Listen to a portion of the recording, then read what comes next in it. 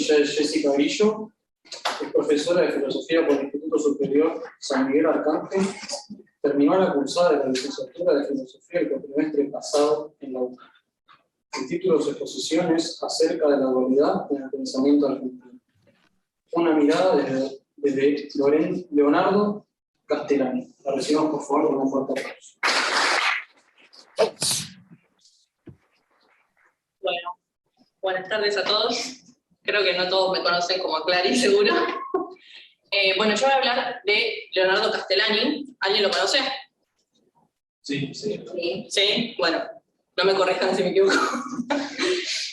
Bueno, voy a hablar de Castellani y su mirada acerca de la dualidad en el pensamiento en Argentina, ¿sí? Y para el que no conoce a Castellani, no voy a contar su biografía porque le va a llevar mucho tiempo. Googleenlo, pero bueno, es un autor argentino que nació en el 1899.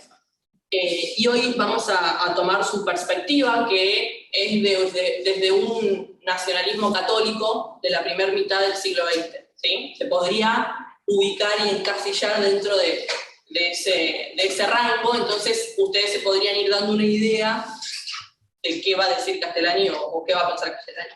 Y otra cosa para aclarar antes de empezar, que creo, al menos yo y capaz los que conocen a Castellani también, que es muy complicado hablar de Castellani sin leerlo o sin citarlo bastante, entonces van a ver que hay muchas citas de Castellani en la presentación, y es bueno leerlas o leerlo directamente a él y no que yo solo las comente. Pero bueno, empezamos. La Argentina no está aislada en el mundo. Y acá presten atención al tema de la dualidad, ¿sí? No lo estuvo nunca ni puede estarlo.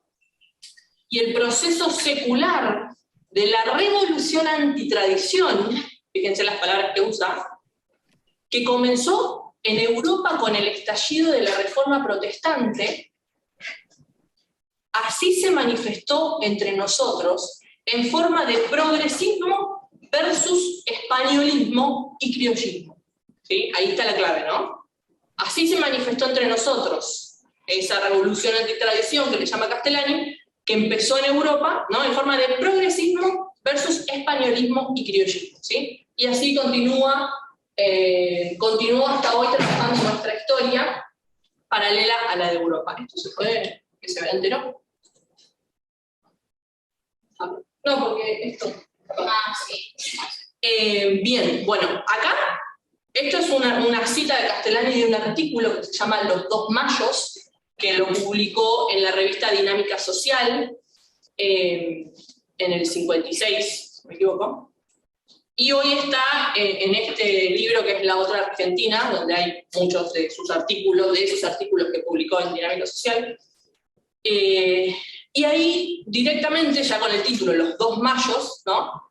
Podemos ver esa dualidad que él ve, ¿no? Progresismo versus, él le llama españolismo, y criollismo, ¿no? Criollismo porque acá en América, ¿sí? A este progresismo, él le va a decir después, como sinónimo, pensamiento moderno, directamente, liberalismo, que es lo que van a ver que va a mencionar la mayor parte del tiempo, lo va a tomar como sinónimo, ¿sí? Para que se entienda. Cuando él dice liberalismo, progresismo, pensamiento moderno, se está refiriendo a eso, a lo mismo, ¿sí? Y ya más categórico, ¿no? O sea, directamente, y acá se mete en la historia. Toda la historia de este país, o sea, toda la historia, gira en torno de la lucha de la tradición con el liberalismo, ¿sí? De vuelta. Toda la historia argentina, obviamente de este país, está entre estas dos luchas, según Castellani, ¿no? La tradición, que podríamos decir el conservadurismo, y el liberalismo, que es lo mismo, como dijimos, que para él, que progresismo o pensamiento moderno, como lo va a llamar también. Ahora bien, ¿qué quiere decir esto de tradición o liberalismo en la Argentina? Bueno, por un lado, las ideas conservadoras, o el criollismo, como él mencionaba, y por otro lado, las ideas liberales o progresistas, como él le llama, ¿no?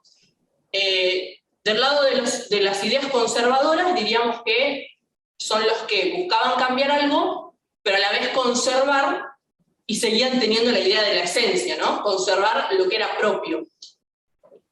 Por otro lado, los liberales, una ruptura total, cambio total, ¿sí? Ahora vemos algunos ejemplos en la historia. Los conservadores del bando católico, podríamos decir, y los liberales buscando una secularización, ¿sí? Y dentro de los personajes de la historia argentina, a los conservadores se los podría identificar generalmente con los federales, ¿sí? Y a los liberales, digámosle, con los unitarios, en rasgos generales, ¿no?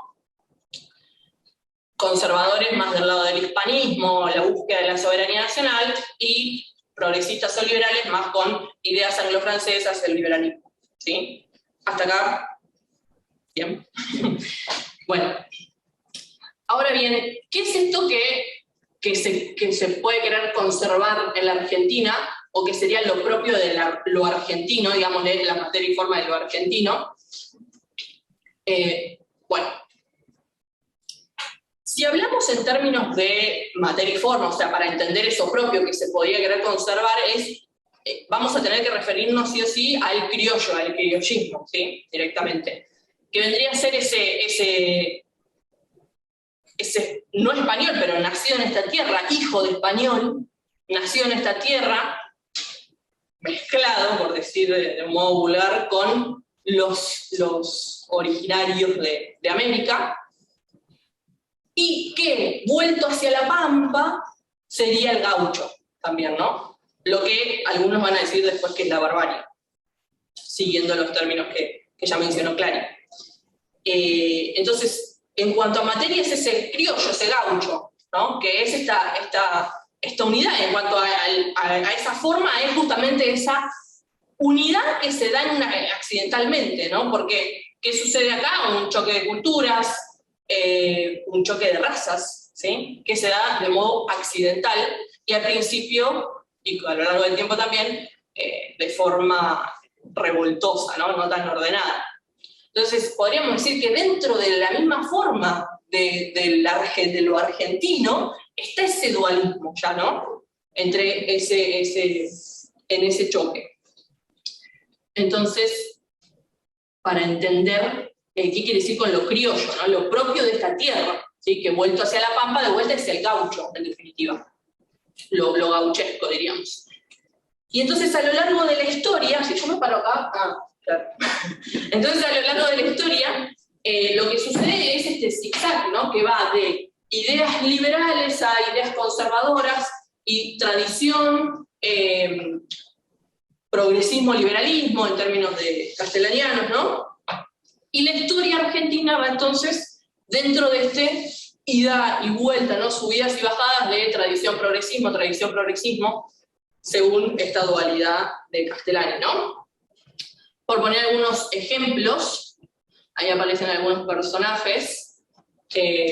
Dentro de la Revolución de Mayo, generalmente se identifica a Saavedra con el ala más conservadora, a Moreno con el ala más progresista, después, bueno, Rivadavia, ¿no? Más ideas más liberales, Rosas, obviamente, ¿de qué lado?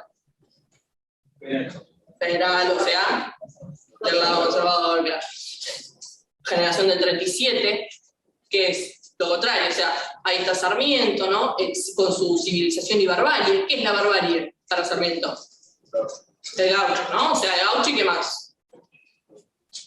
El indio, el gaucho, claro, el gauchaje, ¿no? Eso es lo que hay que civilizar, en realidad. Cuando el conservador va a decir, no, en realidad eso es lo nuestro, eso es lo argentino, digamos, que en realidad, bueno, era la Confederación en ese momento. Luego la generación del 80, de vuelta liberal. Ahí, en esa época, aparece el Martín Fierro, pero ¿qué pasa con el Martín Fierro? El Martín Fierro resalta este ente nacional, como después lo va a llamar Marechal, pero la generación del 80 dice, no, esto es inculto, ¿no?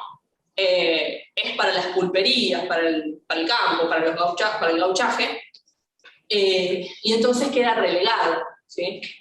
No así Echeverría, que todo lo contrario, ¿no?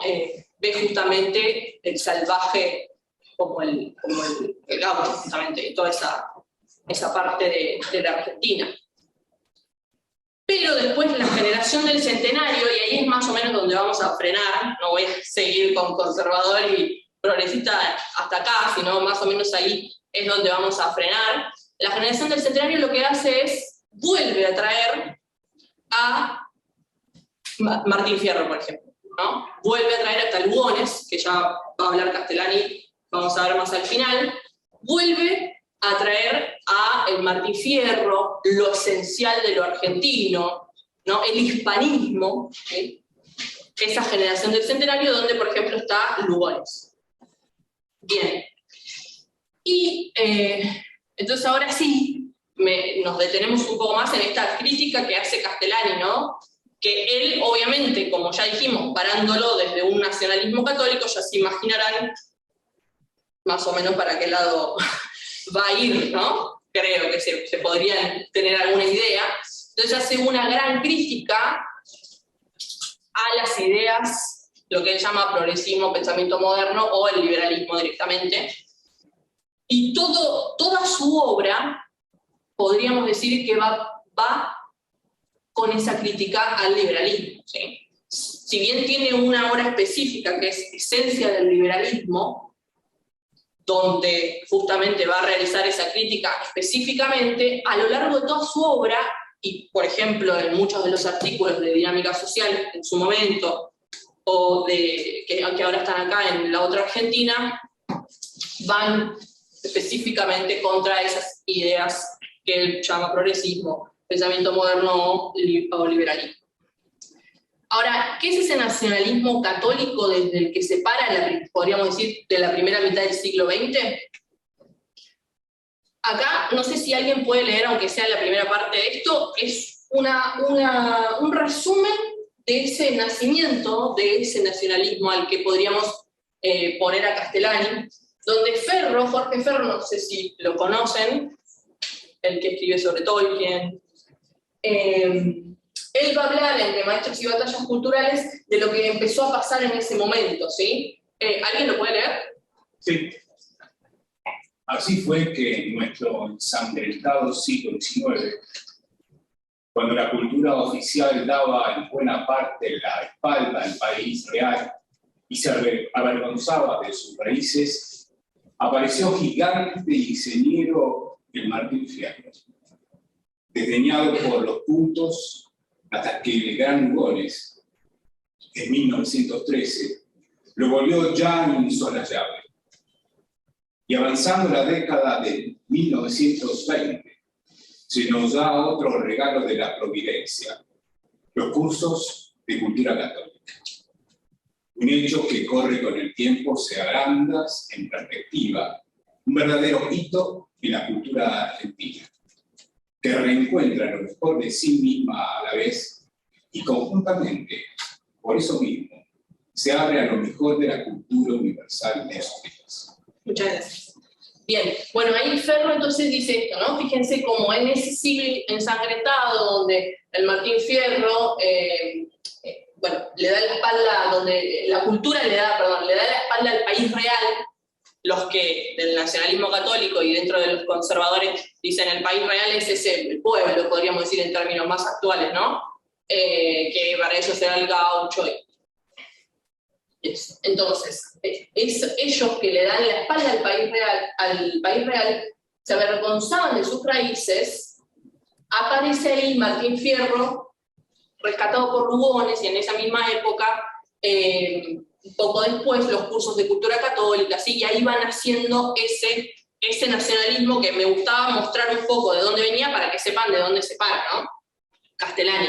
Y después, D'Angelo, Aníbal D'Angelo, ya en La Otra Argentina, va a seguir hablando de este nacionalismo y va a decir, no es este nacionalismo de Castellani, de esta época, no es como los grandes nacionalismos europeos, sino que tiene que ver con una búsqueda de la identidad nacional, ¿sí? Porque venía sucediendo con el liberalismo que eso se iba relegando. Entonces esa búsqueda de la identidad nacional, y además un nacionalismo, dice D'Angelo y lo dice después Castellani, que no es idolátrico, ¿sí? ¿Por qué? Porque a la vez cuestiona a su país y muestra sus defectos. Entonces, comprender a nuestra nación, sentir la Argentina y al mismo tiempo trabajar para hacerla mejor, ¿no? Un amor profundo a la patria que no ignora ni disimula sus defectos, ¿sí? Un nacionalismo particular, va a decir D'Angelo. Entonces, de ahí se para este autor, ¿no? Y al principio podríamos mostrar algunas cuestiones que critica del liberalismo en general, y después del liberalismo en particular en Argentina, ¿sí? Seguimos con esta temática, ¿no?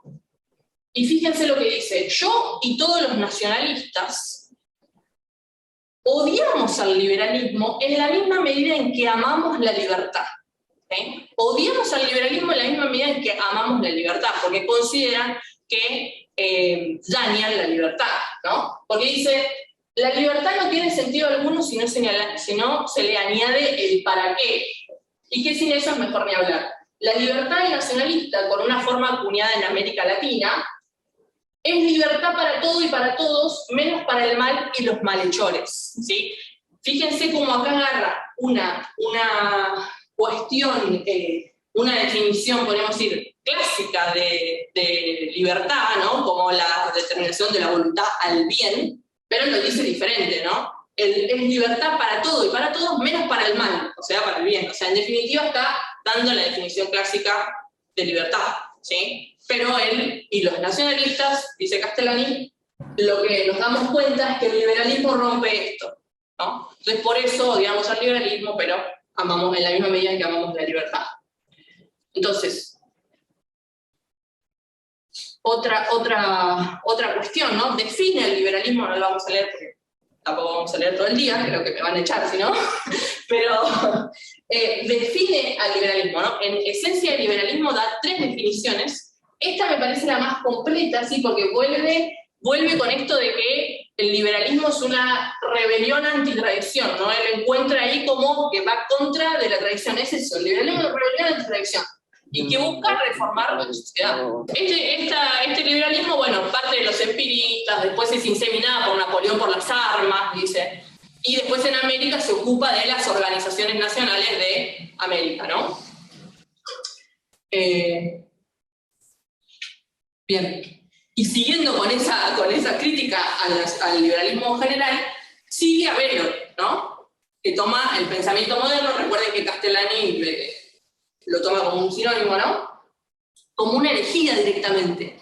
Ya va al ámbito teológico, ¿no? Es una herejía, dice, lo que hizo Rousseau en el 700, dice él, en 1700 realmente, es inventada en el 300 por el monje inglés Pelagios, ¿no? Como que lo que sucede con el liberalismo en realidad, en definitiva, es una vieja herejía renovada, ¿no? Después, también, en otro artículo que se llama La religión de la libertad, Castellani ve eso, ¿no? Dice, al final el liberalismo termina siendo una idolatría de esa exaltación de la libertad, ¿no? Por la libertad misma, sin un para qué, digamos.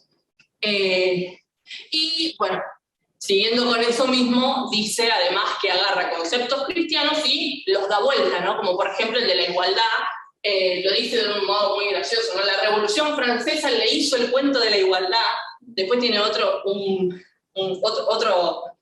cosa graciosa, porque habla de modo muy irónico también, cuando habla de la igualdad, ¿no? Dice, el jorobado Fontova, que gritaba igualdad, igualdad, no sé si nos querrá jorobar o se quiere ver sin joroba, ¿no? Que la igualdad sacada de la noción cristiana y llevada al ámbito político, Castellani dice, no tiene nada que ver. La igualdad ahí, llevada al ámbito político, deja de ser verdad y se convierte en un mito. Carcasa vacía, apta para ser llenada por el explosivo del resentimiento, ¿no? Ya, tajante con eso. Entonces, ahora sí. ¿Cómo critica el liberalismo en Argentina? ¿No? Para arrancar, lo que va a decir es, el liberalismo a nosotros nos viene de Europa, sí, pero nos viene de la misma España, ¿no? Nuestra tradición es española, dice Castellani, y nuestra falsa tradición, según él, también es española, ¿no?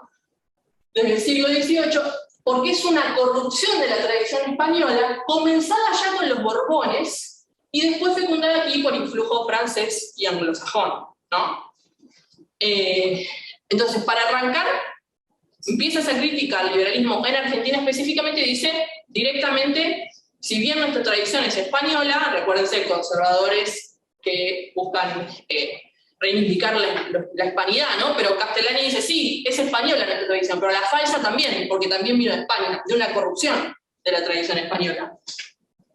Y entonces dice que después la cultura británica, él al final termina englobando todo en lo mismo, ¿no? Hace la diferenciación que los filósofos de acá decimos, bueno, el romanticismo, el liberalismo, no, es lo mismo, ¿no? La cultura británica, que en definitiva va a decir es el liberalismo, la cultura anglo-francesa, ¿no? Se mete en el Río de la Plata porque primero se metió ideológicamente, ¿no? Entonces, primero se mete, o sea, la política británica, es decir, el comercio, económicamente, se mete en el Río de la Plata, porque primero, y fíjense, de vuelta a la ironía, porque primero, esa forma de protestantismo adaptada a los países católicos, que se llamó liberalismo, si primero no le hubiese abierto las puertas. O sea, fíjense cómo vuelta a lo teológico, ¿no? A identificar ese liberalismo como una corrupción. Y después, esto que no lo vamos a leer, pero 3 cuestiones también, siguiendo con esa crítica del progresismo, liberalismo, como dijimos, ya que los toma como sinónimos, en la Argentina, él dice, acá fue brutalmente importado, como todas las ideas, al principio, ¿no? Que son importadas y se van llevando a cabo a la medida que se van importando, ¿no? En la historia. Entonces, son brutalmente importadas y no hay que, ni siquiera tuvo inteligencia ni buena fe. Y después dice que la filosofía que tenemos que hacer del liberalismo es existencialista y no esencialista, porque no interesa conocer su esencia, sino librarnos de su existencia. Y bueno, y así continúa con esa crítica en la Argentina específicamente. Y finalmente dice, en esos vaivenes, en esa dualidad y en esa ida y vuelta entre progresismo y criollismo y españolismo, entre progresismo contra el tradicionalismo, dice Castellani que el pueblo argentino, aunque no entienda qué es el liberalismo, se da cuenta todo el tiempo y bruscamente que es antiliberal. Y bueno, y ahora sí vamos terminando.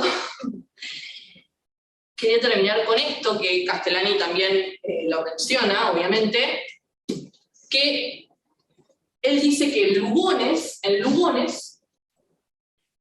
está como en clave toda la historia argentina, ¿no? Por eso lo trae a Lugones, y ve también ahí esa dualidad y esa ida de vuelta. Como sabrán, Lugones se suicida, ¿no? Él no le pone ese título, el suicidio de Lugones, el suicidio de la Argentina, ese yo, pues, trágica, pero me pareció que llamaba un poco la atención. Pero Lugones, ¿qué hace? Dice Castellani. Pasa a lo largo de su historia por distintas ideas, ¿no? Familia católica, después va al socialismo, va al liberalismo, y finalmente se convierte al catolicismo y en los últimos años de su vida se mata, se suicida, ¿sí? Y Castellani dice, la Argentina, Lugones lo cansó, a ver, esperen, creo que estaba por acá, lo cansó y lo agotó moralmente y mortalmente, ¿sí? Y ahí sí hace esa identificación, ¿no? De Lugones en su ida y vuelta entre las ideas, cómo tiene que ver con esas idas y vueltas en las ideas en Argentina. Entonces dices, Lugones es la encarnación de la Argentina en ese sentido, ¿no? En esas ideas. Entonces podríamos decir que esta dualidad en el pensamiento, para Castellani, se va a encarnar en Lugones, en una persona, ¿no? ¿Y por qué? Porque Lugones, dice Castellani, trae el mensaje de la patria directamente, ¿no?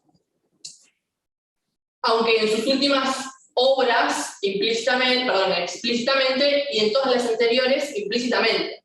trae el modo de hablar, el modo del sentir argentino, el paisaje, la gente tierra adentro, las reacciones sentimentales argentinas, las bases subconscientes de nuestro pensar, las voces de la tradición histórica, los ecos de nuestra leyenda y al final la afirmación de nuestro cristianismo católico. Entonces, para Castellani esto es Lugones, es la Argentina, ¿no? Es el sentir de la Argentina que finalmente se suicida. Entonces, ¿podríamos llegar a terminar en eso? Podríamos pensar en el fin de la Argentina con esas contradicciones. Lugones, Castellani dice, en la Argentina solo hubo 2 poetas y medio. José Hernández, Lugones, y el medio son todos los otros. Y ahora sí, ¿no? Ahí muestra, ¿no?, cómo Lugones pasó por distintas ideas, ¿no? ¿Lugones acaso no rindió homenaje a Sarmiento? O sea, ¿no fue liberal también? Sí, porque lo obligaron, después se arrepintió, ¿no? Como que Lugones es una mezcolanza de las cosas más buenas y más siniestras, tanto que en ella se yuxtaponen el suicidio con su conversión al catolicismo, ¿no? Él ve también ahí en Lugones esas contradicciones, mismas de las que habla cuando habla de la historia argentina, ¿no? Y, bueno, esto ya lo habíamos dicho, ¿no? La Argentina lo cansó y lo agotó moralmente y mortalmente, ¿no? Esas ideas, o sea, las opiniones, dice, son un laberinto y un garabatal. Él salió del laberinto, para Castellani, obviamente, ¿cuándo salió del laberinto? Lugones. Cuando se convierte, obviamente, para Castellani, ¿no? Sale del laberinto y cuando se puso a enderezarlo, se desesperó y cayó. O cuando intentó, mejor, se suicidó. Bien. Ahora sí, para ir terminando, me gustaría terminar con una cita de Castellani, obviamente, ¿no? Si no, no tendría mucho sentido, que cuando la leí, lo primero que pensé es en San Martín. Estaba inspirada ese día. Esa cita es, de vuelta, La Otra Argentina, si quieren comprarlo, vendo. De La Otra Argentina, específicamente del artículo que se llama La Otra Argentina, ¿no? Y cuando yo leí ese artículo dije, hey, podríamos hacer referencia a San Martín. ¿Qué dice San Martín? El mandato de San Martín, si seguimos con esto de la patria, ¿no?, y de la Argentina, a la Argentina, serás lo que deba hacer, o si no, no será nada, bien. Ese mandato de San Martín, que no lo hace a la Argentina realmente, ¿no? Podríamos decir que le está diciendo a la Argentina, serás lo que deba hacer o no serás nada. Se puede traducir en esto que Castellani ve como las contradicciones en el ser de la Argentina y esas idas y vueltas.